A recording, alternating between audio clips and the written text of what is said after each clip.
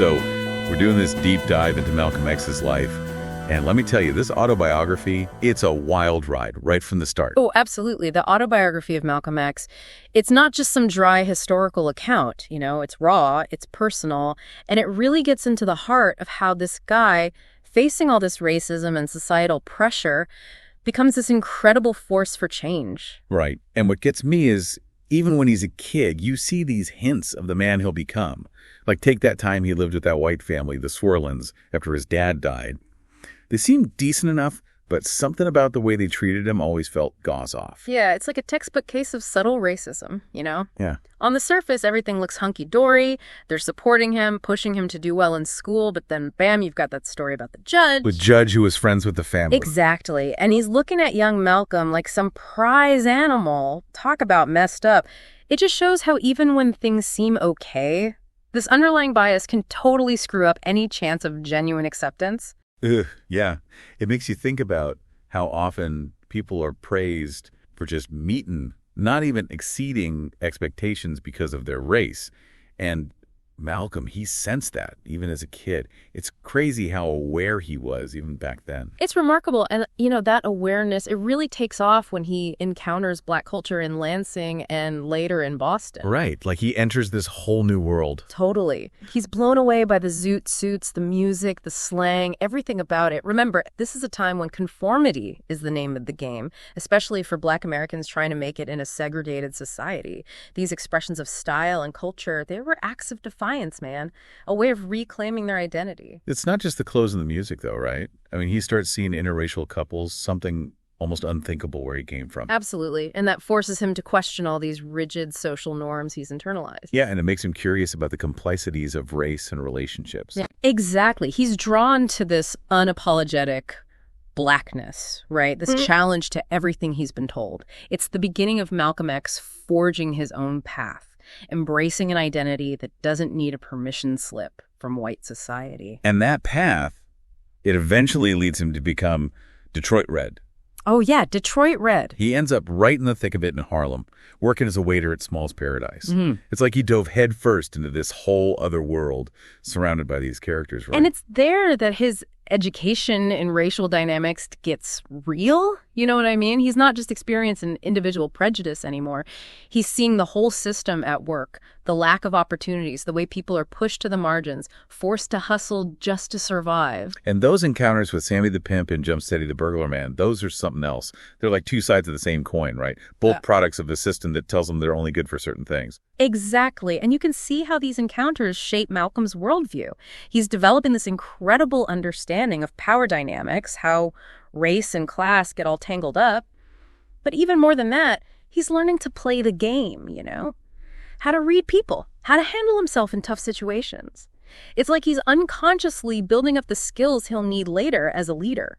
It's wild to think that those early days hustling in Harlem, as crazy as they were, they played such a crucial role in making him the man he became. But while Malcolm X is out there hustling, trying to find his way, his brother Reginald, he's a whole different story. Oh yeah, Reginald. He's like the opposite of Malcolm in a lot of ways. Right.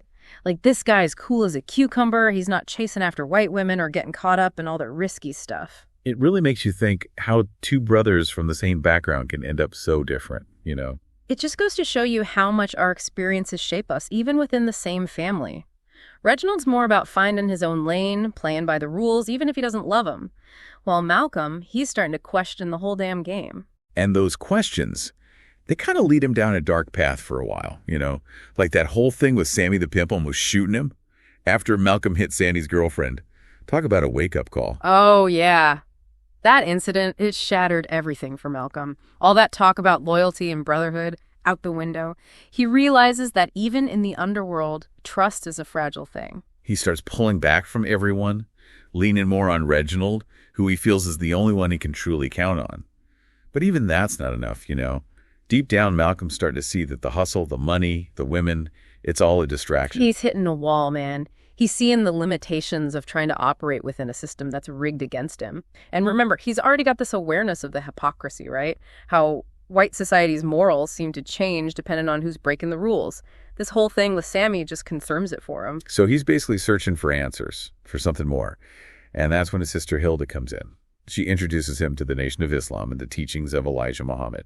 Talk about a life-changing moment. This wasn't just some religious conversion.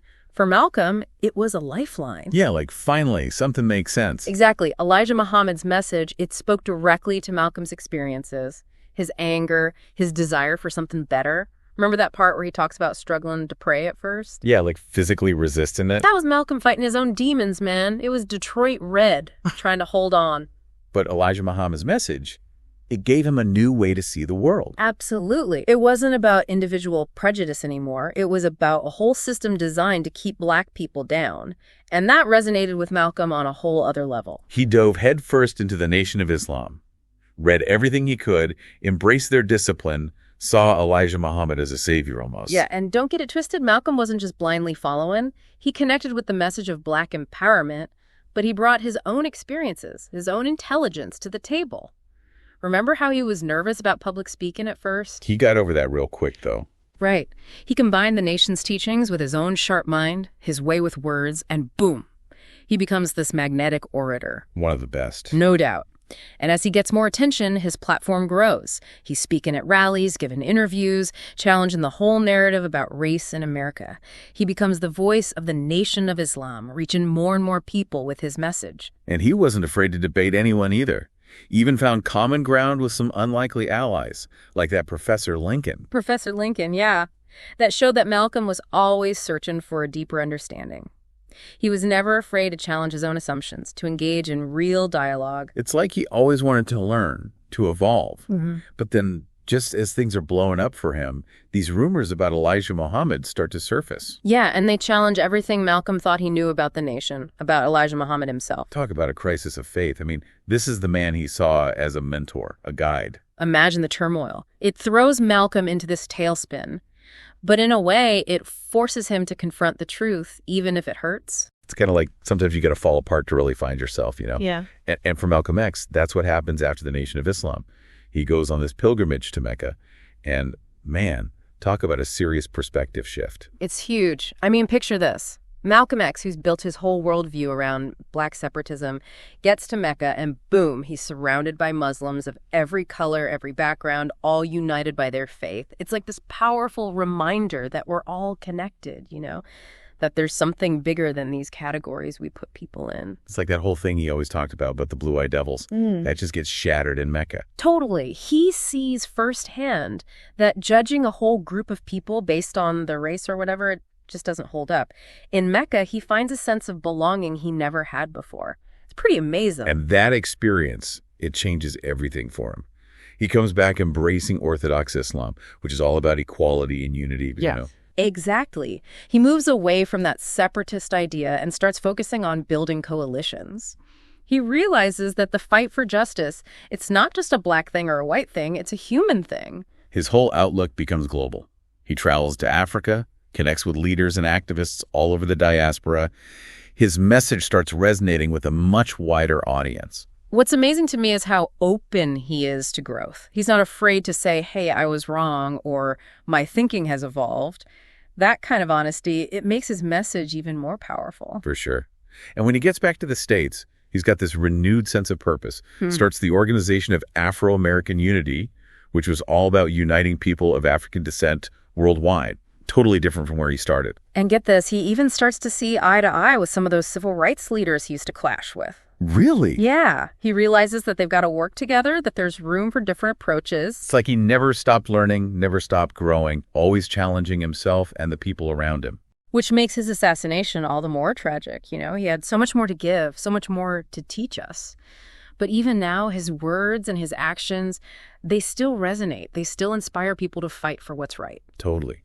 So where does that leave us? What can we learn from Malcolm X's journey, especially today? I think his life shows us the power of keeping an open mind, of always being willing to learn and grow. It reminds us that it's okay to change, to adjust our views when we encounter new information. And that standing up for what you believe in, it takes guts, but it also takes collaboration. Finding common ground, working together, that's how real change happens. Couldn't have said it better myself. And, you know, as we wrap this up, it makes you wonder, what would Malcolm X be saying if he were here today? What would he be fighting for? How would his ideas have evolved even further? It's something to think about. No doubt. Malcolm X's story, it's a story that keeps on giving, you know. There's always something new to discover, something to learn from, and that's what makes it so powerful.